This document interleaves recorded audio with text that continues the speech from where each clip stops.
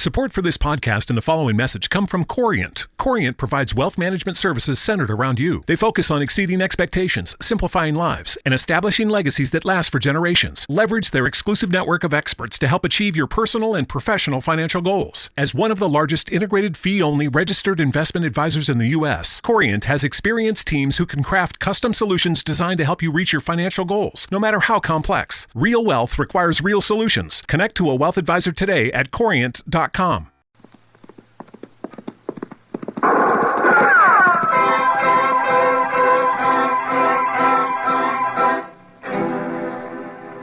Around Dodge City and in the territory on West, there's just one way to handle the killers and the spoilers, and that's with the U.S. Marshal and the smell of gun smoke.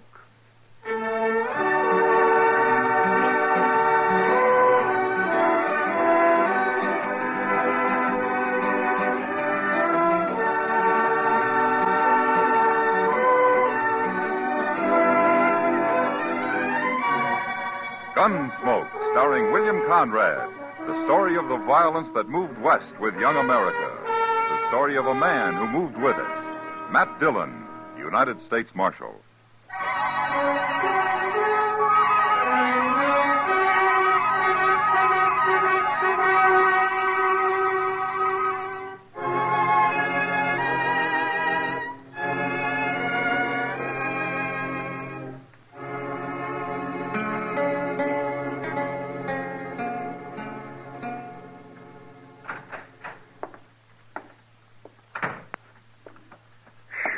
Mr. Dillon, I never saw a street like that. Huh? What do you mean, Chester? Dusty, sir. Just plain dusty. It's only spring, and already the plaza's just vulgar with dust. Streets in Texas are all grass, Chester? No, sir, but they're better than this.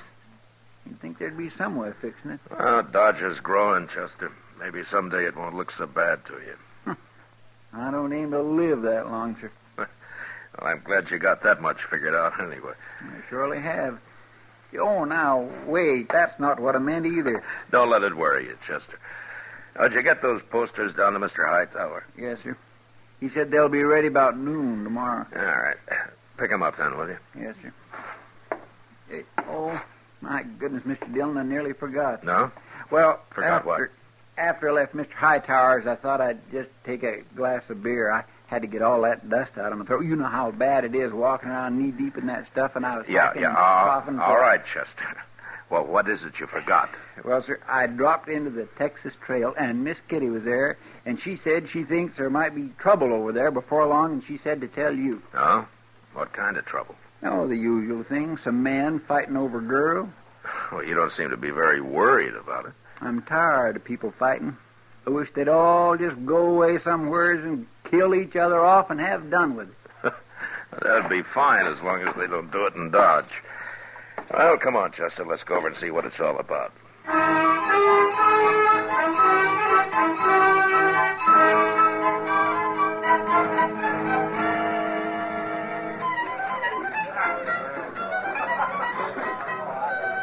Casada's a new girl, Matt. She's shy as a flower. I don't know what she's doing here anyway. How do you know the name of the man? Dorgan, he says. I tried to get her away from him, but I think she's too scared. Maybe she likes him. Did you ever think of that? I hope not. Anyway, he won't let anyone else dance with her. Those two over at the bar near Chester there. They've tried twice. I know one of those men. The tall one. His name's Horn. Who is he? Yeah, he's a gunman. Pretty fast, too, so I've heard. Well, I was over there with Casada last time they came up, and somehow, from the way they talked, I got the feeling they're more interested in Dorgan than her. Oh, you mean they're trying to draw him into a fight? That's my guess, Matt. All right, Kitty. I'll see what I can do.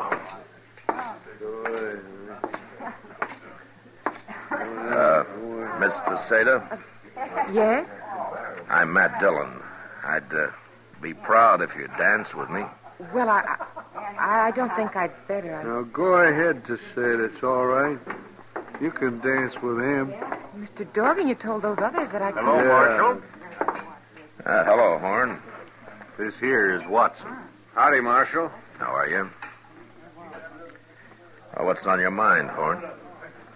He just wanted to let you know, Marshal, if there's any trouble here, we ain't responsible. Leave me alone, there won't be any trouble. All we want, Marshal, is our turn with the girl here, and Dorgan's had her hogged the whole evening. And that ain't fair, and that's all. What's funny, Marshal? You sound like a man at a church social. I'm trying to be peaceable about it, that's all. I've seen you when you didn't try, Horn. What are you looking for, an excuse to work this man into a gunfight? Yeah, he sure is, Marshal. And I ain't going to take much more from him or Watson either. What's the real trouble between you? There's no trouble, Marshal. We just want to dance with that girl. That's all. Mm-hmm. You want to tell me, Dorgan? Nothing, Marshal, nothing. All right. DeSeta. Yes, sir. Go over there and sit with Kitty, will you? Now, wait a minute, Marshal. Teseta's my girl. I've been buying her drinks. She's staying right here. Go ahead, DeSeta. Go on over with Kitty. I don't know which one. You just go, DeSeta. Nobody will stop you. Well, all right, then. Thank you for the drinks, Mr. Dorgan. Go on, beat it. Chester. You got a great way of handling things is all I can say. What is it, Mr. Dillon? Take their guns, Chester. Oh, no, you don't. Shut up, Watson. Were you going to let him do that? We ain't looking for trouble. You're smarter than I figured, Horn. Am I, Marshal? Get him, Chester. Yes, sir. All right. All right. Your guns will be at the jail. You can pick them up in the morning when you leave town. Leave town? All three of you. Good night, gentlemen.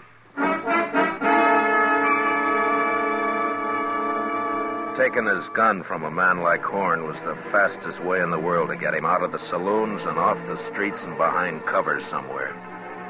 There were too many men who might show up out of his past and suddenly make their claim on him. And Horn was the one that really mattered. Neither Dorgan or Watson looked like real gunmen. So I thought I'd been pretty smart. Till the next morning.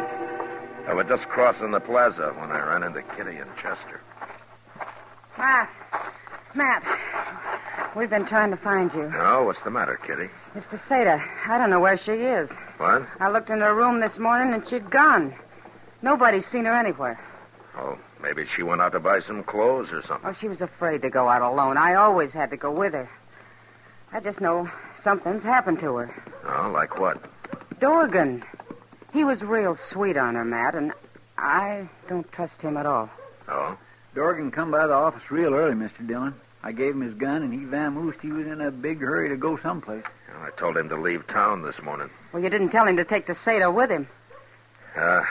Did they get back together last night? Sure. Just as soon as Horn and Watson left. I couldn't stop it. I see.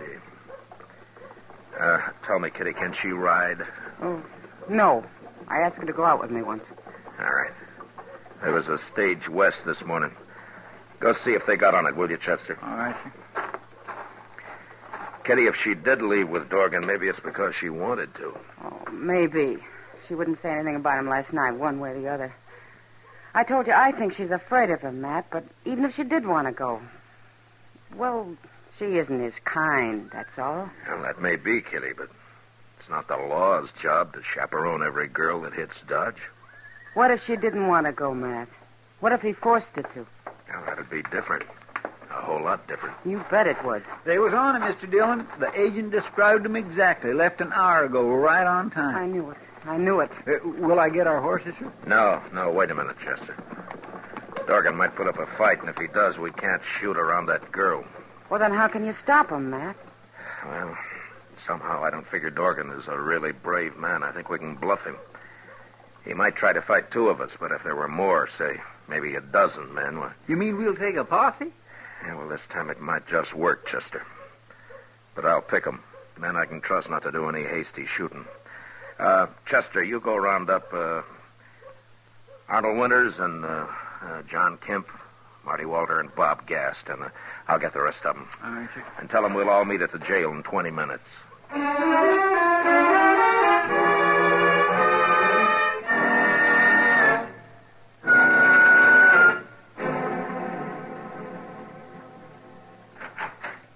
Everybody's here, Mr. Dillon. All right, I'm coming, Chester.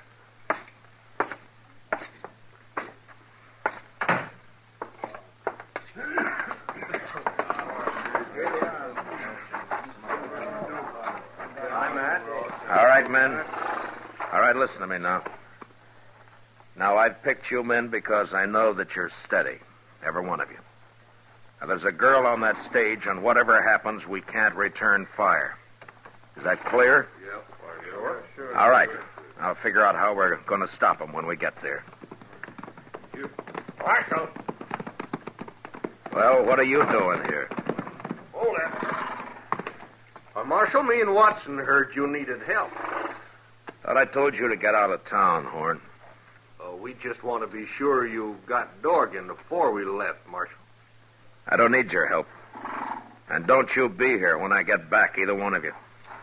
How do you like that, Watson? All right, men. All right, let's go.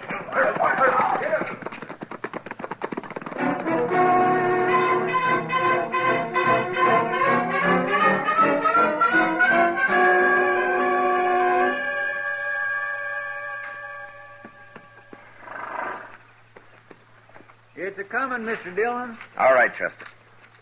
Men, spread out in a half circle. When the stage comes out of those cottonwoods, Chester and I'll ride forward and stop her. And then you close in around us. We got it. All right, let's go.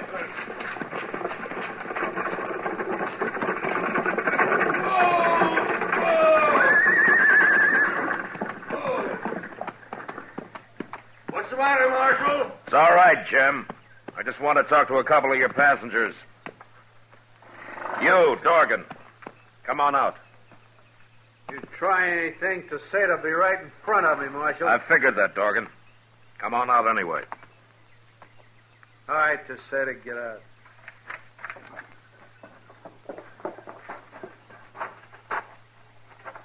You stand right here to say and don't move. Now, what's on your mind, Marshal? I want to know if Teseta's here because she wants to be. That's all. Tell him, Teseta. Right, tell him. Just tell me the truth, Teseta.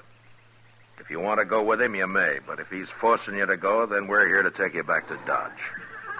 You wouldn't want her death on your conscience, would you, Marshal? Oh, no, please don't kill me. I'll tell him. I came because I wanted to. There. That's a good answer, Teseta. And go on back to Dodge and leave us alone. I guess you didn't hear the same thing I did, Dorgan. I'm warning you, You Marshal. haven't got a chance. How long do you think you can use her for cover? Now, I got 12 men here, Dorgan, and we'll follow you from here to California if necessary. Isn't that right, men? All right. And if she should get killed, I'll just let you imagine what we'll do to you. Now, you drop your gun belt right where you are and step forward. And do it now. All right, get his gun, Chester. Yes, sir.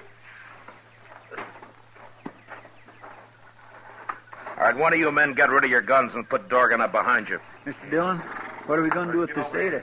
She can't ride anyway, especially in those clothes. Well, the Bledsoe place is a couple of miles from here. Go over there and borrow their buckboard, Chester, and for your trouble, we'll let you drive her back to town. Yes, sir. My. Well, you wait right here, Mr. Teseta, and I'll be back in no time at all.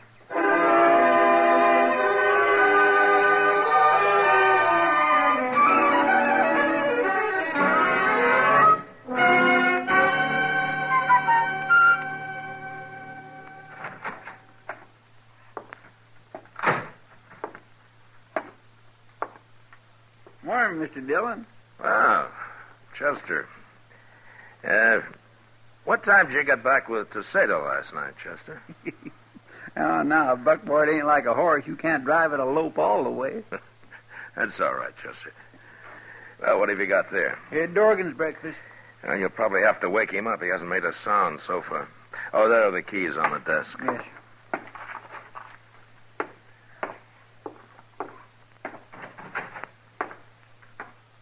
Mr. Dillon? Yeah? Come here, quick. What? Open the cell, Chester. Hurry. He might still be alive. I got a knife. All right. Cut him free. I'll hold it.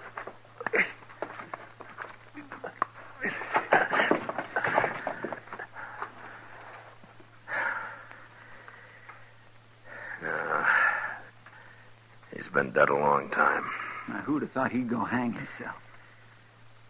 He didn't, Chester. What? There's no rope in his cell.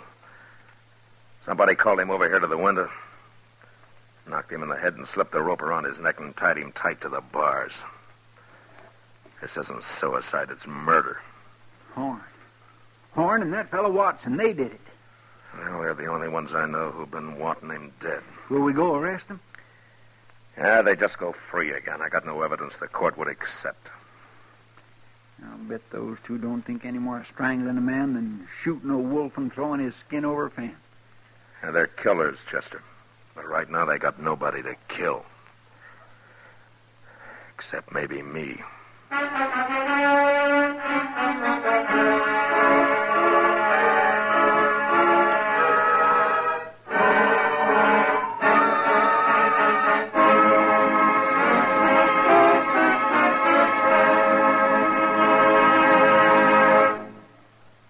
We will return for the second act of Gunsmoke in just a moment. But first, make sure you're by your radio this Monday evening.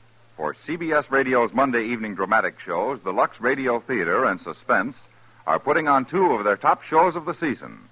Suspense has a new writer, William Shakespeare by name, and they're staging his wonderful tale of love, vengeance, and murder, Othello, with Richard Widmark as the star. And our Lux Radio Theater is bringing you the charming nostalgic story, Wait Till the Sun Shines Nellie, with David Wayne and Gene Peters in their original movie roles. It's a date Monday night. Suspense and the Lux Radio Theater on most of these same stations. Now the second act of Gunsmoke.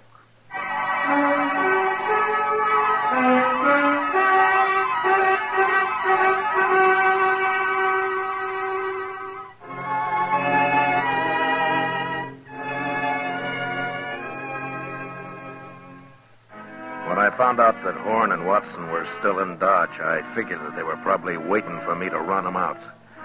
That they'd be glad for the excuse if I did, leaving Dorgan's murder behind them. Instead, I did nothing and I said nothing, hoping it'd sand their nerves some, maybe drive them to a bottle and some loose talk. That night, pretending there was nothing in the world on our minds, Chester and I walked into the Texas Trail. Sure is crowded tonight, Mr. Dillon. Yeah. Say, there's Teseda. See her?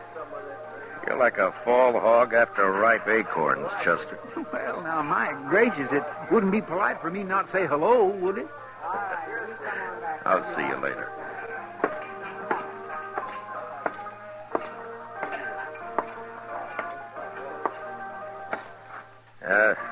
That fellow who just left, is he coming back, Kitty? He went broke. Sit down, Red. You drinking? No, not tonight. Oh, expecting trouble, huh? Yeah, maybe. Look at Chester and Teseda there. I sure wish this place were quieter. I'd give anything to know what they're saying. It may get noisier. What? Look over there. Watson just came in. Oh. Say, he's drunk, Matt. He's real drunk. Yeah. He's just going to start trouble again. Look, he spotted Teseda. I don't see Horn. Oh, Horn hasn't been in tonight. I said I was going to dance with her. You're a loco drunk, Watson. Get out of here and leave the lady alone. What lady? You take that back. Matt? Are you from Texas, mister? Yeah. Yes, I am. Well, now, if I was from Texas, I'd certainly keep it to myself. You're wrong, Watson. There's a lot of good, decent people in Texas. Maybe, since you left. It's a wonder you can even get a woman like this. Don't you be judging the people of Texas. Matt!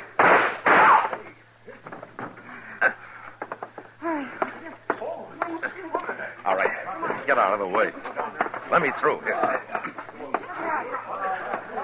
Wait a minute. He drew on me, Mr. Dillon. I was only going to fight him. I didn't think he'd draw. Everybody saw it, Chester. He had his gun out first. I shot him twice. He didn't even fire. How come he didn't kill me? Now, take it easy, Chester. Tesseda, go get him a drink, will you? Yes, sir. I'll do right away. Watson. Watson. Little Texas fella. He shot me. Watson. Watson, listen to me. Did you strangle Dorgan? Dorgan. We killed him. Me and Horn. Right in jail. There it comes.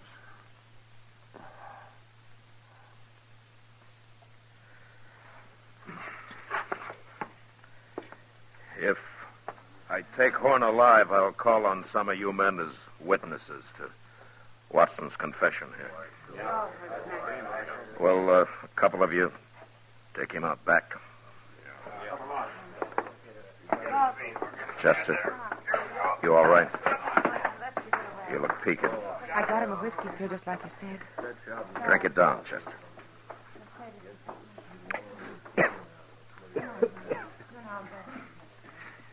Mr. Dillon? Yeah. Mr. Dillon, if he hadn't have been drunk, I couldn't have shot him. Well, that may be, Chester. But don't forget one thing. Drunk as he was, he drew to kill you. If you'd given him another second, he would have. You had to shoot him. It was self-defense, pure and simple. Yes, sir.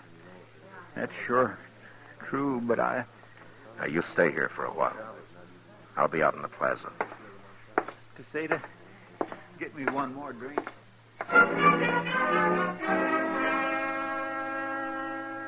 Word of the gunfight would spread fast in Dodge, and the word of the dying man's confession even faster. Wherever Horn was, I knew he'd hear about it.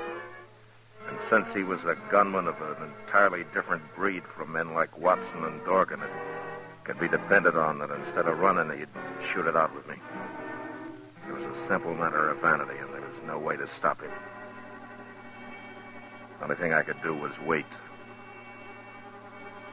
Expectantly, the plaza cleared. But before Horn showed up, Chester came out of the Texas Trail and walked over to me. Mr. Dillon? Are you all right now, Chester? I'm fine.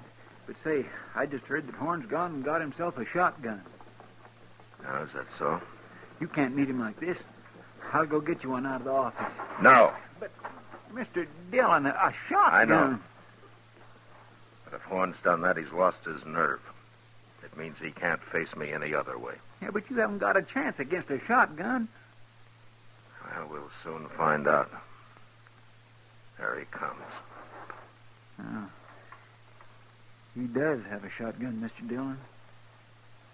All right, get off the street, Chester. I don't like to leave... Go on. Yes, sir.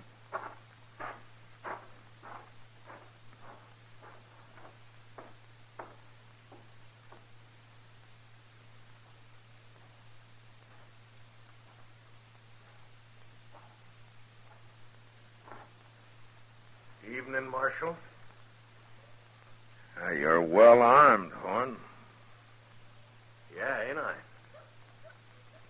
This is the first time, isn't it? First time what? You had to get behind a shotgun? I ain't taking no chances, Marshal. Sure.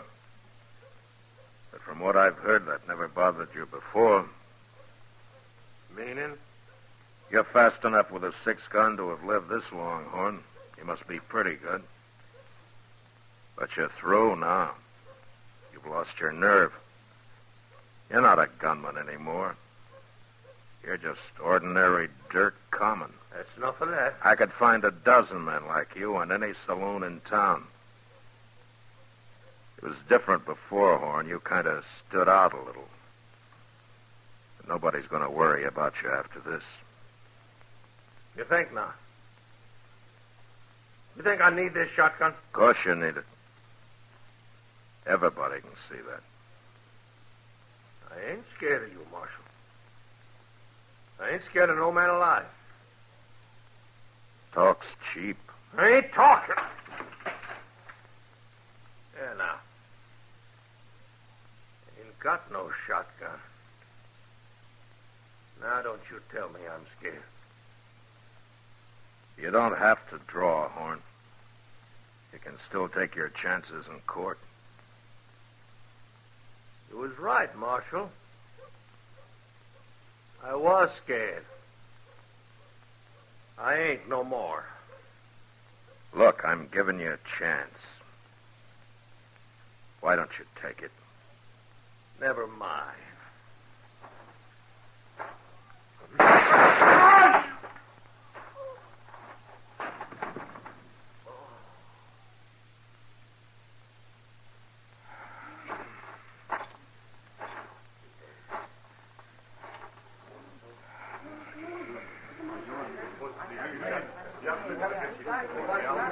You all right, Mr. Dillon?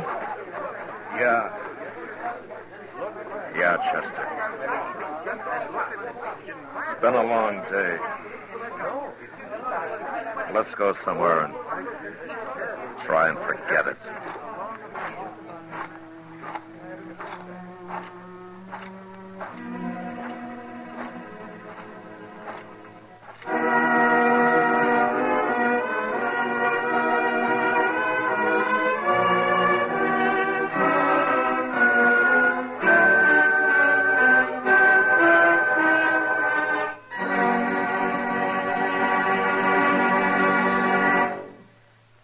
Gunsmoke, under the direction of Norman Macdonnell, stars William Conrad as Matt Dillon, U.S. Marshal. Tonight's story was especially written for Gunsmoke by John Meston, with music composed and conducted by Rex Corey. Featured in the cast were Tom Tully, Lawrence Dobkin, Paul Dubov, and Lillian Baeff. Parley Bear is Chester, and Georgia Ellis is Kitty. Gunsmoke is heard by our troops overseas through the facilities of the Armed Forces Radio Service. Join us again next week as Matt Dillon, U.S. Marshal, fights to bring law and order out of the wild violence of the West in Gunsmoke.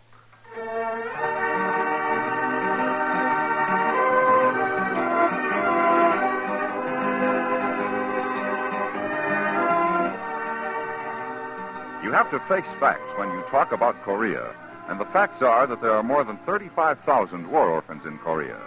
They not only have no parents, but they have no shelter, no warm clothing, no food. They are not responsible for their condition, and some of them can remember no other. Their government tries to help, but the best it can do is a cup or two of rice a day for each. Other Korean War refugees cannot shelter them. Often they can hardly care for their own children. Because these orphans have not had food and have been exposed to all kinds of weather, many of them have tuberculosis. They are all weak from hunger and an easy prey to disease. Yet people over there, like the representatives of CARE, the package sending relief agency, say many of these children can be saved if they get food and clothing now. CARE has stockpiles over there. An order or contribution will send them to those most in need. Package delivery is guaranteed. To save the kids of Korea, send a contribution to your local CARE office, or to CARE New York, or CARE Los Angeles. Some people wake up like this. And some people wake up like this. Come on, you lazy bum. Get out of that sack. But 9 million people prefer to wake up to music, to a breakfast symphony, a popular singer, or news. Because 9 million people have clock radios that turn themselves on in the morning. How do you like to wake up?